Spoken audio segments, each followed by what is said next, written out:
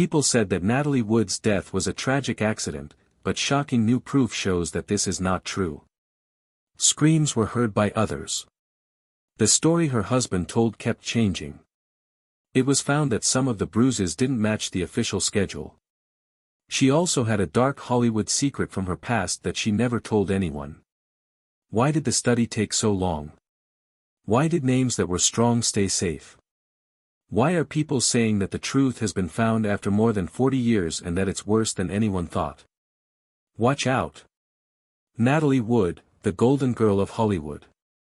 Who was she? She was Hollywood's Golden Girl, always smiling on red carpets and glowing on magazine covers. In movie halls, she wowed people. Natalie Wood looked beautiful on the outside, but she was in a world of pain, fear, and control. At age 43, she died suddenly, which shocked everyone. But what shocked even more is that the truth about what happened that night has been hidden for more than 40 years. Natasha Wood was scared of dark water. Why did she tell a friend that she thought her husband was going to leave her? And why has no one been held responsible after decades of rumors? Natalie Wood's life began in the midst of struggle. Her full name was Natalia Nikolaevna Zakharenko, and she was born in San Francisco on July 20, 1938. Her parents were Russian immigrants named Maria and Nikolai. They left their home country to find a better life, but they had trouble with money afterward. Maria, Natalie's mother, became sure that Natalie was the only way for the family to get out of poverty. Maria pushed her daughter Natalie to become an actress when she was 4 years old. At first, she did small parts, but soon she was a Hollywood child star, which is a very demanding job. It wasn't a nice way to start. When Natalie couldn't cry when she was supposed to on a movie set, Maria tore a butterfly apart in front of her, making the child really upset. It looked good on camera, but Natalie's relationship with her mother and her job would be shaped by that mean moment.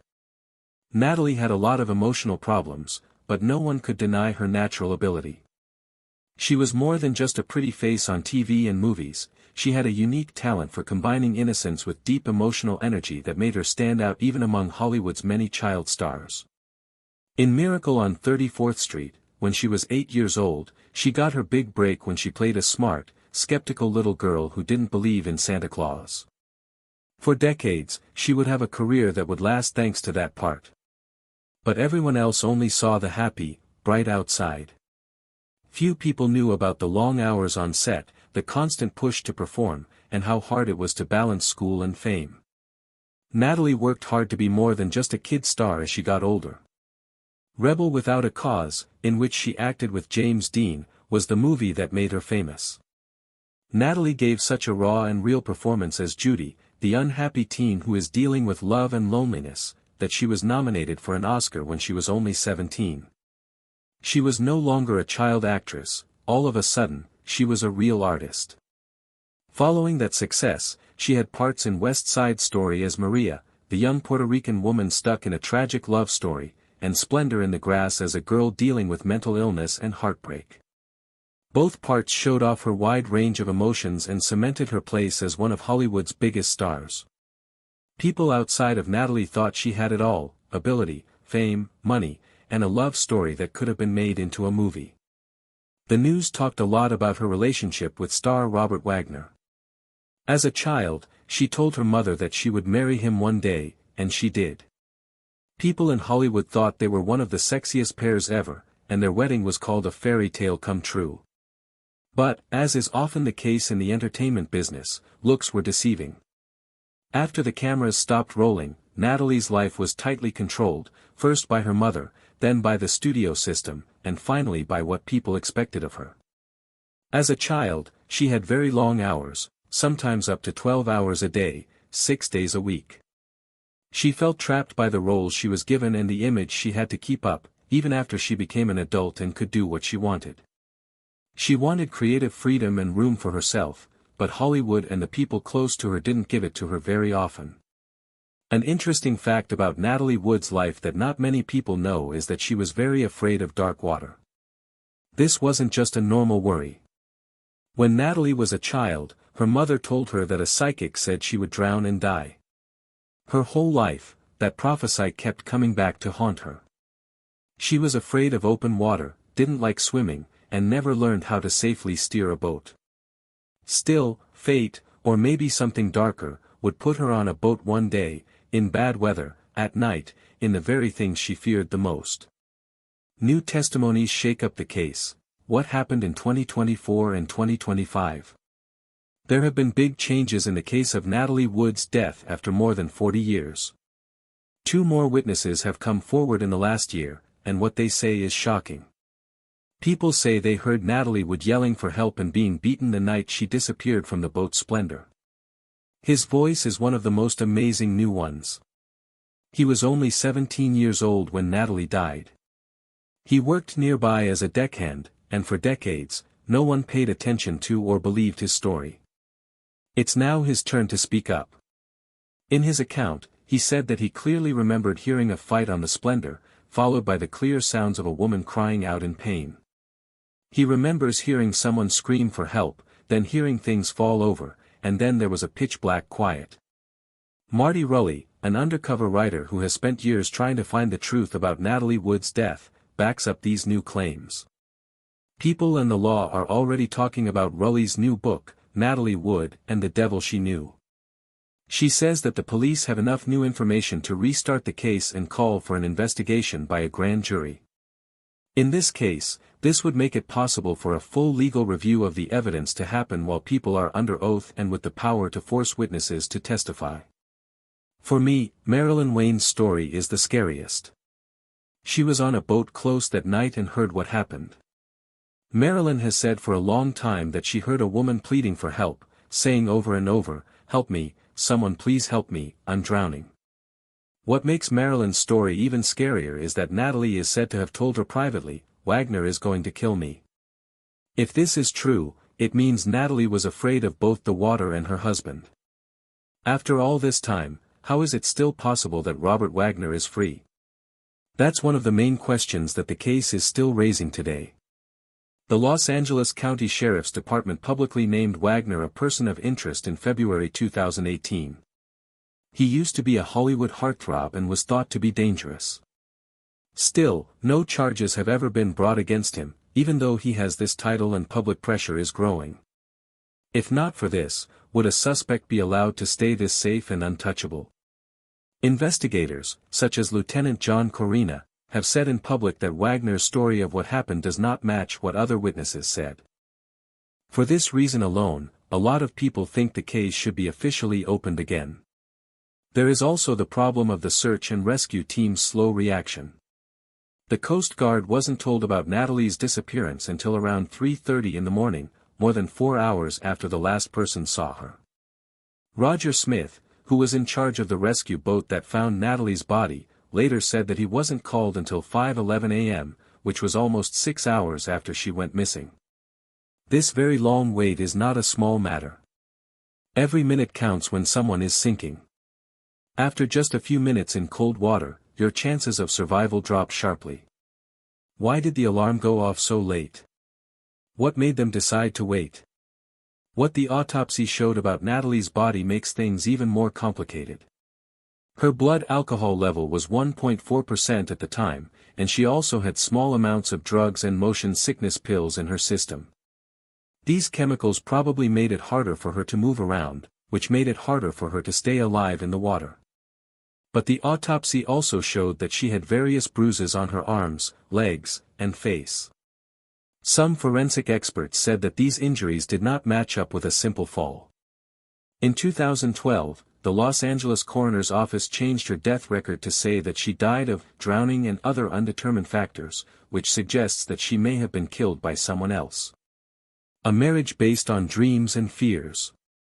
Natasha Wood met Robert Wagner for the first time when she was a little girl. She showed her mother a picture of him and told her that she would marry him one day when she was only 10 years old. Many people thought it sounded like a weird childhood dream. But after only a few years, it came true. Natalie began dating Wagner when she was 18 years old. They got married in a fancy wedding in Scottsdale, Arizona, on December 28, 1957. The press loved them. People called them Hollywood's golden couple because they were both beautiful and skilled, and they seemed to have everything. Even so, cracks were beginning to show behind the scenes. The huge gap between Natalie and Wagner's public image and their private life was what made their marriage so interesting and upsetting. The media portrayed them as the perfect pair, but people who were close to them said that the relationship was tense, controlled, and full of anger. Wagner was great on his own, but he could never reach Natalie's level of fame or praise. By the early 1960s, Natalie was by far the bigger star. She had been nominated for an Oscar, played lead roles, and earned respect in the business. Wagner on the other hand was mostly known as a TV player and sometimes a co-star in a movie. Because of this imbalance, there were quiet conflicts between them. A lot of people thought Wagner was jealous of Natalie's job success and the attention other men were giving her. Some people who work in Hollywood said that Wagner could be possessive and controlled, constantly keeping an eye on Natalie and disliked the male co-stars she worked with. But the most shocking rumor, one that people still argue about today, was that Natalie found Wagner with someone else soon before they got divorced the first time. Some sources say that Natalie walked in on Wagner and another guy having a private moment at their home. This would have been considered scandalous in the conservative Hollywood of 1962. There is no way to know for sure if the details reported were accurate, but it is clear that the pair broke up in June of that year and were divorced by April 27, 1962. Natalie's love life stayed rough after they broke up. She was famously in a passionate but unstable relationship with Warren Beatty. There were heated fights, jealousy, and emotional exhaustion during their relationship. After that, she married British director Richard Gregson. In 1970, they had a daughter named Natasha. But even that marriage ended after only a few years when Natalie found out that Gregson had been seeing her secretary instead of her. Although it was a terrible deception, it may have led to the most surprising part of Natalie's love life. Natalie and Robert Wagner got back together in January 1972, almost 10 years after they got divorced. Wagner was no longer married to actor Marion Marshall, and Natalie had broken up with Gregson. Their family and friends were shocked at how quickly they fell back in love. After everything they had been through, why did Natalie go back to Wagner? Friends and family thought she still loved him and saw him as the only person who truly understood her. Others thought she was trying to get back the safety and belonging she felt with him. But there were also darker ideas. One was that Natalie was returning to a familiar, if flawed, partner because she no longer believed that she could find happiness anywhere else after years of heartbreak and failed relationships. Their second wedding took place on a boat off the coast of Malibu on July 16, 1972. It was a small, private event. Unlike their first wedding, which was full of famous people, this one was small, personal, and, to some, strangely meaningful. Natalie had always been afraid of the ocean, but it turned out to be the place where a new beginning could happen, or it could be a dangerous trap. From the outside, it looked like they were back together in a fairy tale. They joined their families together. Wagner became Natasha's husband, and in 1974, they had a daughter together named Courtney. It looked like they had found the happiness they had been looking for a while. But people who knew them well saw signs that the old trends were coming back. According to people who saw Natalie and Wagner's second marriage, the relationship was tense and controlled. Friends said they saw Wagner's possessiveness come back, especially when it came to Natalie's job. Wagner reportedly told her to slow down and spend more time with her family.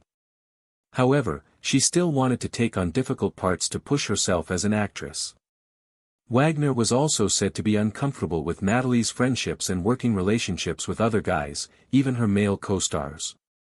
Some people said the couple's fights were hot and loud, but it wasn't always clear to strangers how serious the fights were. One of the most interesting and personal parts of this story comes from Natasha Gregson Wagner, Natalie's daughter. Natasha has been working hard to keep her mother's memory alive lately. She made an HBO documentary called Natalie Wood, What Remains Behind. In the documentary, Natasha is honest about her memories of her mother and how she feels about Robert Wagner, who helped raise her after her real father vanished. Nathanasia says that Wagner was a caring and loving dad who was there for her when things were at their worst. But even Natasha has said that she finds it hard to connect the two sides of Wagner, the caring family man she knew and the man who has been accused of having something to do with her mother's death. Why do these things seem to go against each other? In what way can one man be both a loving father figure and a person of interest in one of Hollywood's longest-running secrets that has never been solved?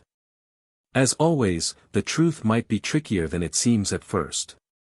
There are people who study domestic violence and relationships who say that controlling or emotionally hurtful behavior doesn't always look the same on the inside as it does on the outside. People who are close to the situation might not see how bad the problem really is, or they might start to think that certain behaviors are normal over time.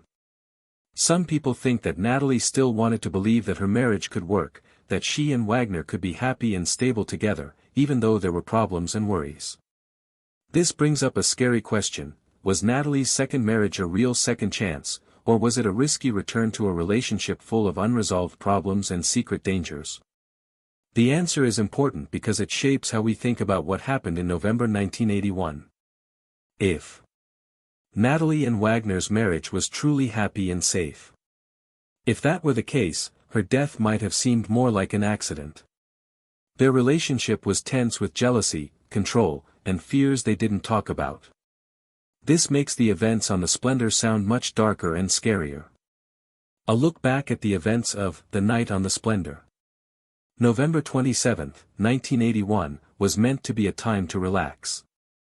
Nicole Wood, her husband Robert Wagner, her co-star Christopher Walken, and the yacht's captain, Dennis Davern, got on the Splendor, a fancy boat that was docked at Catalina Island, a quiet spot off the coast of California.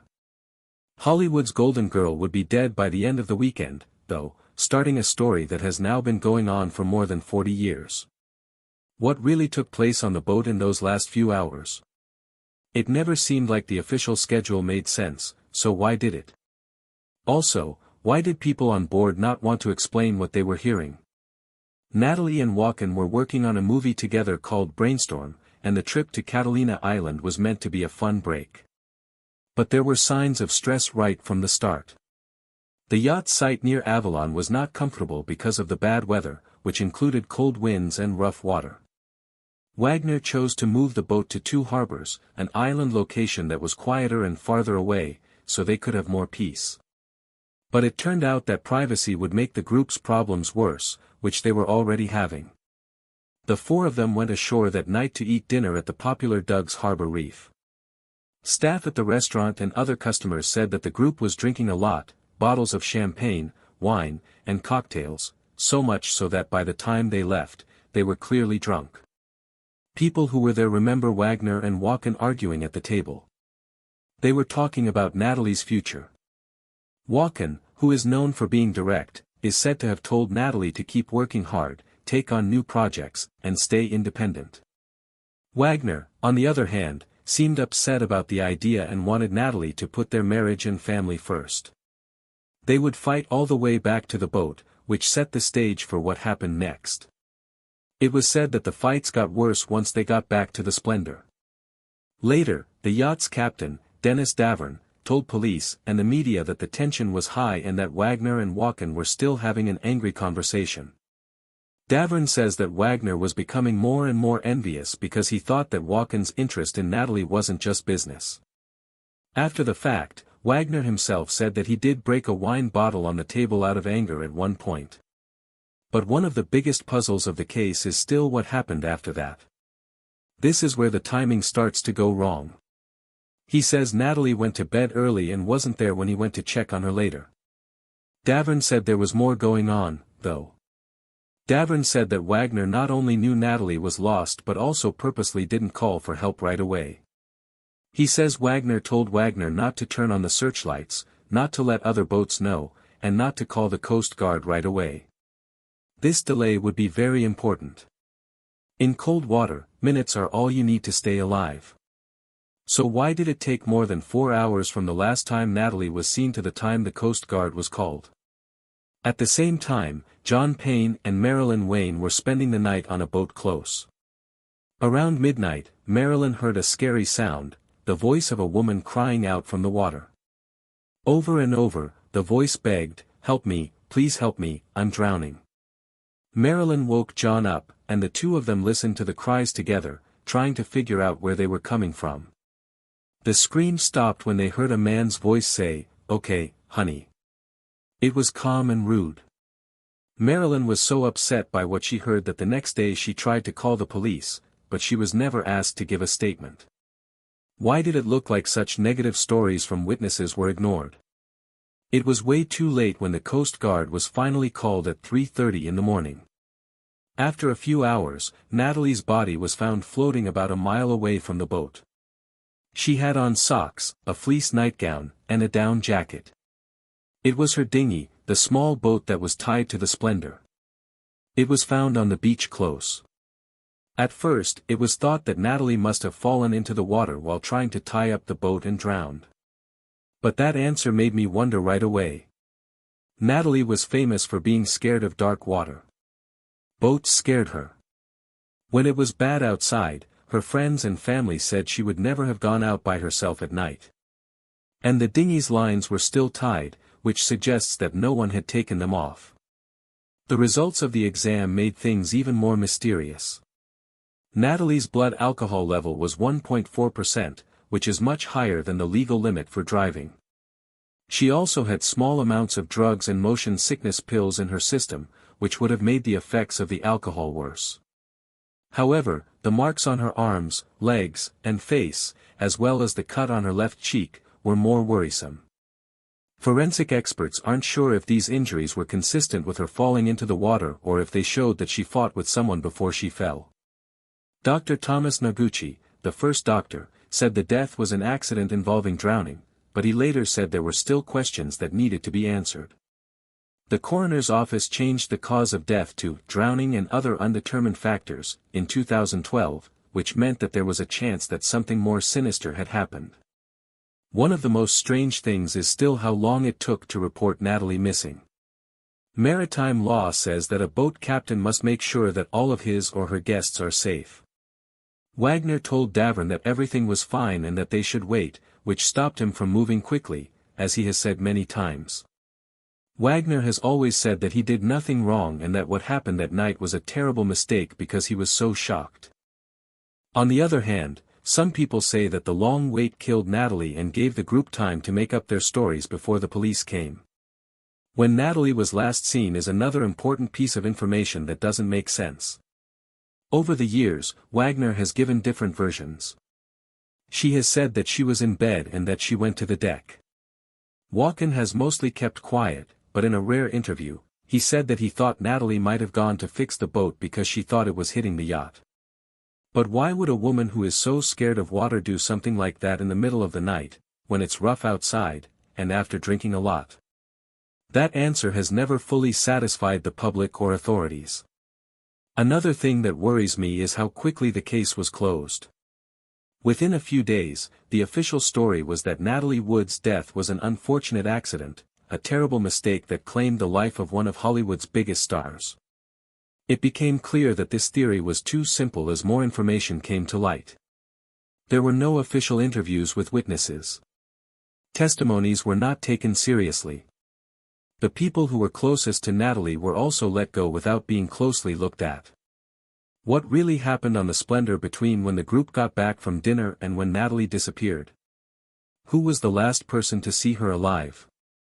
Why did people on board hear screams coming from the water but not report them? Why hasn't anyone been able to give a clear, uniform account of that night after all this time? She buried the secret she kept about Kirk Douglas and abuse in Hollywood. Lana Wood, Natalie's younger sister, wrote a book in 21 that changed the way people thought about Natalie Wood's life. A shocking secret was revealed by Lana in Little Sister, My Investigation into the Mysterious Death of Natalie Wood. Natalie had told her that one of the most powerful men in Hollywood, Kirk Douglas, had raped her. We need to go back to the 1950s to understand this better. Natalie, then 16 years old, was a rising star. Her mother, Maria, carefully watched over her, and some might even say ruled her. Maria was eager to help Natalie reach the top of her career.